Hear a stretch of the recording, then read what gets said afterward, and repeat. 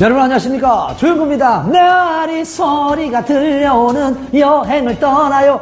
여행은 떠나야 되는데 아유 날씨는 덥고 교통체증 때문에 아유 난 여행 지금 안 떠나고 좀 더 한가할 때 가야지 하시는 분들, 근데 뭔가 허전하시죠? 그런 허전한 분들을 위해서 전국 방방곡곡을 바로 트렌드 하드슈가 여러분들에게 여행을 시켜드리겠습니다. 저희 방송만 보시면요 전국이 어떻게 돌아가는지 다 알 수가 있습니다. 지금부터 조용구의 트렌드 핫 이슈 시작합니다.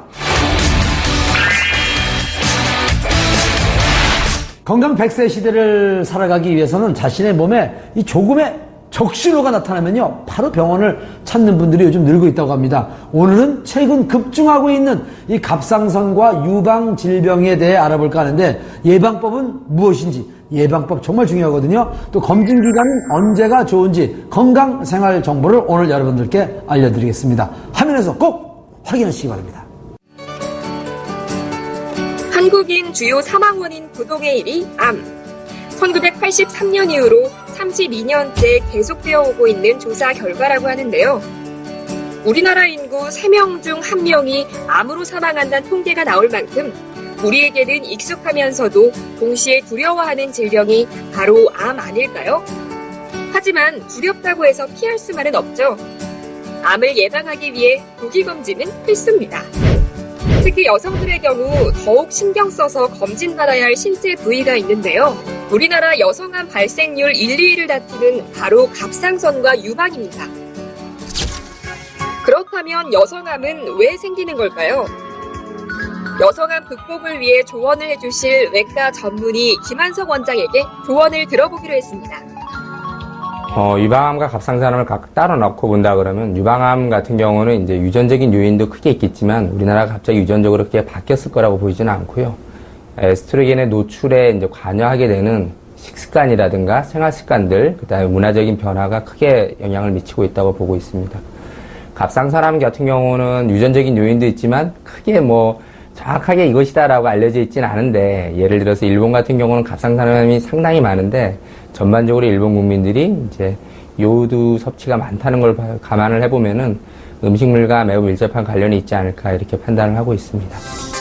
젊은 사람들도 안심할 수 없다는 여성암.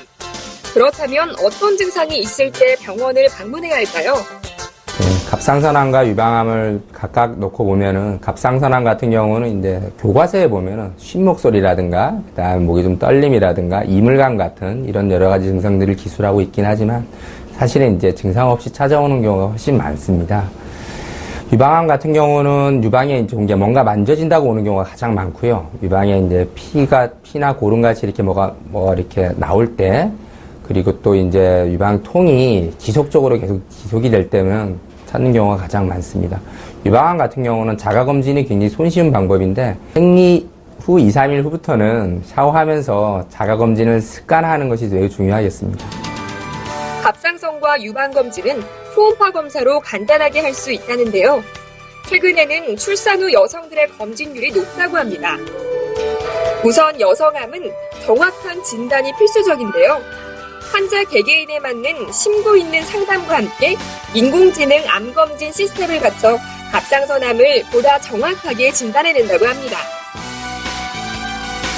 우선 이제 갑상선 초음파를 볼 때는 이제 정상 해부학인가를 우선 보고, 그 안에 갑상선 안에 어떤 혹이 있는가를 유심히 보고, 혹이 있다 그러면 혹의 모양이라든가 변연부라든가 침수 정도라든가 이런 것들을 봅니다.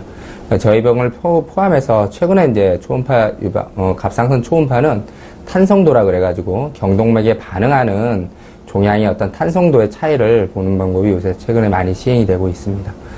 유방 초음파 같은 경우는 종양에 마찬가지로 이제 정상적인 해부학인가를 한번 보고, 그 다음에 유방에 이제 유선염이 있는가를 보면서 유방에 있는 종물이 어떤 모양인가를 유심히 보면서, 실제로 이제 저희 병원 같은 경우는 이것이 이제 인공지능과 비추해봐가지고 양성인지 악성인지를 항상 판단하는 데 주전점을 두고 있습니다.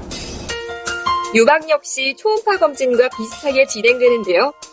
인공지능 딥러닝 대량화 기술의 컴퓨터 진단 자동화 프로그램을 적극적으로 활용해 진단하고, 특히 임상적인 경험을 바탕으로 자동화 진단 프로그램을 활용해 정확한 진단을 하고 있답니다.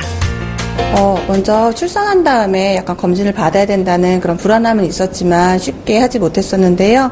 오늘 막상 검진을 받아보니까 이제 의사 선생님의 의견도 그렇고 또한 여기서 이제 인공지능으로 어떤 부분에 있어서 그렇다는 것과 설명을 해주시니까 제가 훨씬 더 이해하기 쉬웠고요. 제가 생각했던 것보다 훨씬 이제 검진하고 하는 것들이 간단하다는 거 알게 돼서 네, 그렇게 검진을 자주 하는 게 더 좋을 것 같다고 생각이 됩니다.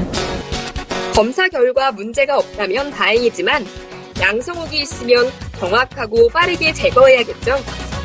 하지만 큰 시술인 만큼 환자들이 제거 시에 염두해야 할 점들이 있다는데요. 우선 양성혹이라는 확신에서 제거를 해야 합니다. 그리고 환자의 나이라든가 앞으로 수유 계획이라든가 결혼 계획이라든가 그다음에 양성혹의 위치라든가 깊이, 변연비의 모양 이런 것들을 고려해서 실제로 이것을 수술을 할지 아니면 시술을 할지 이런 것들을 제반적으로 결정하고 있습니다. 암에 걸리는 일, 막을 수 없겠지만 건강을 유지하는 생활 습관과 정기적인 검진을 통해 조기 발견하면 치유 확률이 90% 이상이라고 합니다. 갑상선은 증상이 없더라도 30대 이상부터 2년에 한 번 검진을 하시고요. 유방의 경우 생리가 끝난 후 5일 이내 시계 방향으로 손가락을 이용해 유방을 눌러보며 덩어리가 만져지는지 자가검진하는 습관을 하는 것이 좋답니다. 유방암은 사실 다른 암이나 마찬가지로 일반적인 예방 습관과 비슷합니다. 식습관은 야채나 과일을 많이 섭취하고 유산소 운동 등의 운동을 게을리하지 말아야 되겠습니다. 유방암은 가면 갈수록 나이가 적어지고 있기 때문에 일찍부터 자가검진을 생활화하고 그다음에 초음파 검진을 일찍부터 시행하는 것이 좋겠습니다. 미리미리 검진받으면 예방할 수 있는 암. 이제는 건강을 지킬 수 있는 생활 습관과 함께 정기적인 검진으로 적극적으로 암을 예방하시는 것이 좋겠습니다.